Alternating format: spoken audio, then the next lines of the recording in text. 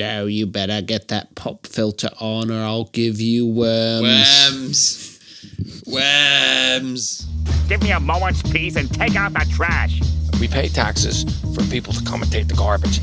Hey, listen, Greenie, no more sneaking rides to the junkyard. Yeah, man, take a taxi when you want to go to the junkyard.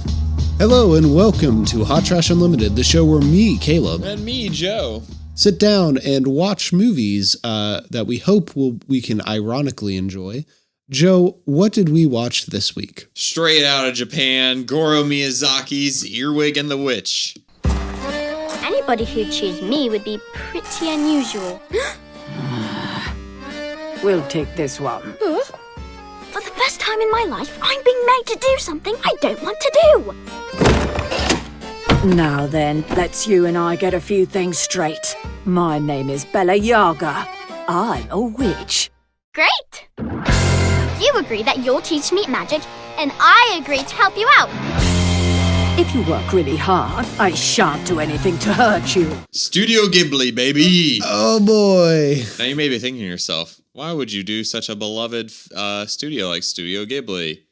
This ain't the Miyazaki you think it is. It's not even the other guy who made Grave of the Fireflies. It's not the other one either. This is the latest mistake from Goro Miyazaki, a man who I have a vast headcanon around, mainly that he was just enjoying landscaping for most of his life, and then the pressures of society crushed down on him, and he's like, all right, I'll make the Tales of Earthsea.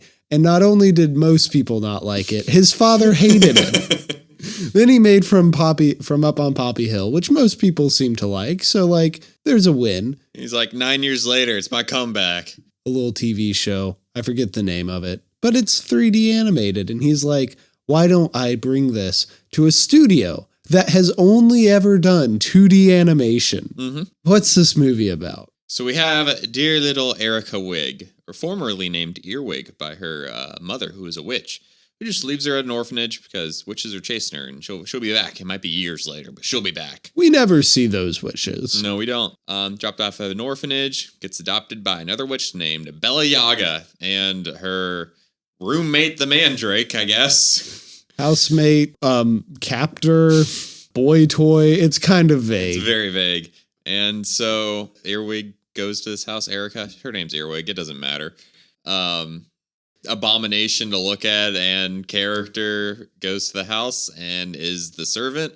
She's mad, so she's like, I'm going to give Bella Yaga some extra pair of hands. That's what she really wants. But there's about an hour before we get to that point. There's about an hour before we get to anything relevant in the story. It really gives up on trying to tell a cohesive narrative. Yeah. About 10 minutes in, I'd say. Yeah, let's 15.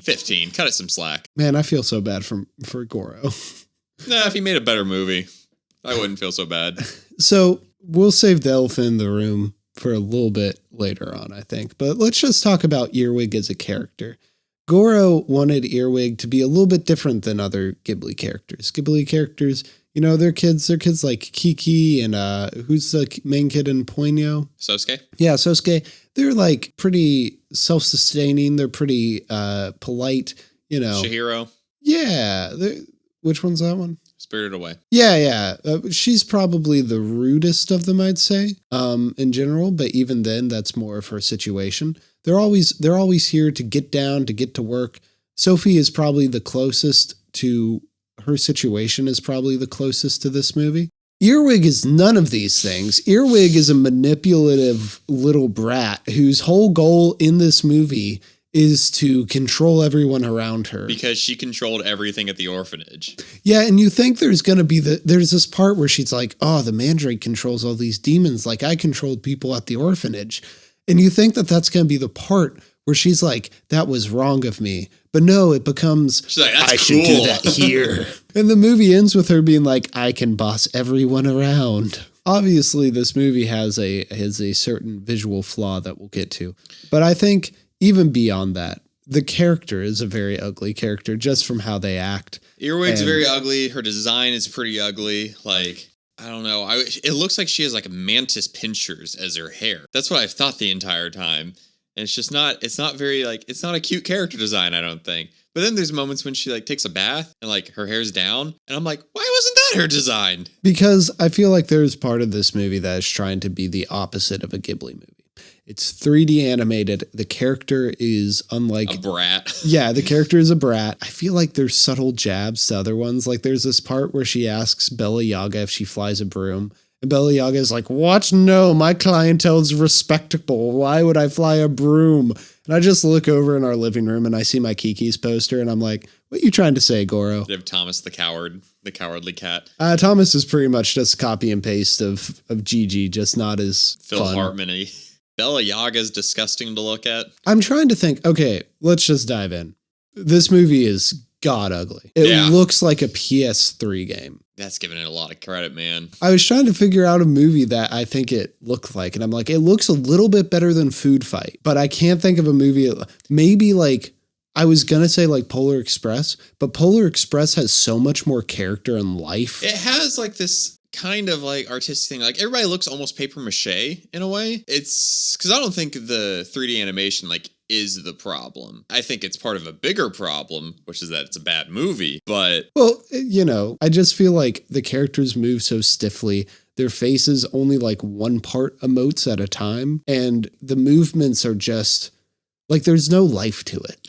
Yeah, which I get it. It doesn't look good or anything, but I don't think it being 3D is like an inherent flaw. Like, okay, maybe Ghibli doesn't really know how to work with this kind of animation, but the art direction itself isn't the problem. When they start putting the color into it, when you get down to the movement and stuff, that's where it kind of falls apart for me. Just because everything is ugly to look at. I do think the character designs are a problem though, because these look like there's the 3D Fairly Odd Parents. Oh yeah, the Jimmy Timmy Power Hour crossover. Yeah, and all of them look terrifying because they weren't 2D. Meant to be in this type of animation. I look at Bella Yaga and I look at the Mandrake and I'm like, yeah, those were supposed to be 2D characters. Mm-hmm. These were people designing 3D characters who had no idea what they were doing. I like the Mandrake overall though.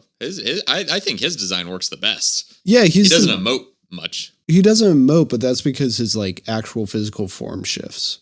And I think he has the best voice actor. Richard E. Grant voices him. You're telling me Casey Musgraves is not the most... In her 2 lines... So, she gets to sing that song over and over again. Earwig's mom shows up at the beginning and drops her off at the orphanage, voiced by Casey Musgraves. We occasionally see her in flashbacks.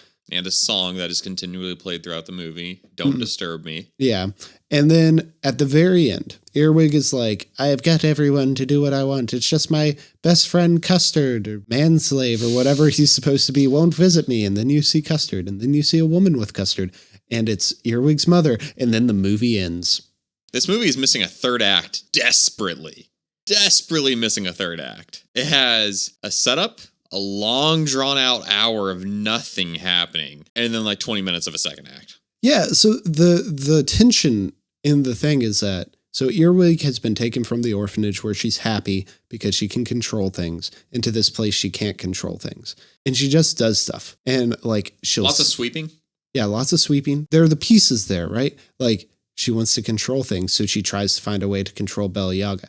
But there are so many steps in between, and there's so long of like stretches of payoff. So her and the cat, they brew a spell to protect them from Bella Yaga's magic. But that doesn't matter for like 40 minutes. Mm-hmm. And so by the time you get to the part of the spell working, it's so underwhelming. Okay, also, did the spell not work because, like, did the worms just not go for them because of the thing? Or did it make the spell weaker? Because that was the most underwhelming, worms will get you. It was just it was a lot of worms to be sure, but it was a puddle of worms at the end of the day. It's not like they filled up her room or anything. Well, that's because she had the spell. Is it? Or is it just because they just didn't attack her? Within those 30 minutes, you have the tension between Bella, who's like, I'm going to give you worms if you don't do what I say. But we know that she has the spell. As far as we know, the spell has worked. So there's no tension in those 30 minutes. Mm-hmm. And then she's just an idiot. We're like, she'll look into the Mandrake's room and she'll see him playing the organ, playing the song that she's listened to like 12 times now. And she'll look up and she'll see the vinyl of Earwig, Do Not Disturb Me, on his wall. And then she'll be like, man, I really have to figure out how I can get out of this house. Like no information. All the information is solely for the viewers, nothing for Earwig. There is no like potential for growth. And Earwig just doesn't grow. She gets her way at the end, and like they're a big happy family now. Like they're at dinner, and the Mandrake's giving her his manuscripts for a book he's writing, I guess. And she keeps like saying nice things to them, and you're like, oh, she's starting to care. But then she'll be like, and I said this so I could control them like I did at the orphanage. And Bella Yaga's like smiling to her at dinner. It's weird. I guess I can see like the Mandrake starting to care for her because she doesn't like directly annoy him. But Bella Yaga, I don't get. It's like that thing where like at some point in all of Hayau's movies, the villain turns good.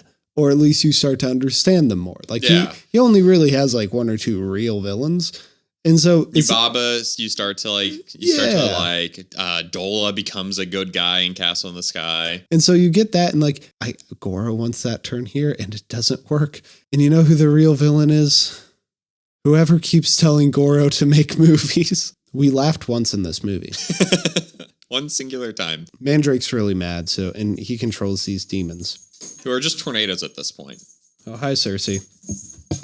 All right, Cersei. Thank you for bringing in your loudest toy into the recording studio. Oh, wait. Are you done? Okay, now she's done. And the demons have just been little tornadoes at this point. Yeah, and so we finally see them march out. They're just like little round demons with tridents. And, you know, they kind of look like normal demons. And then this one just comes up to Earwig.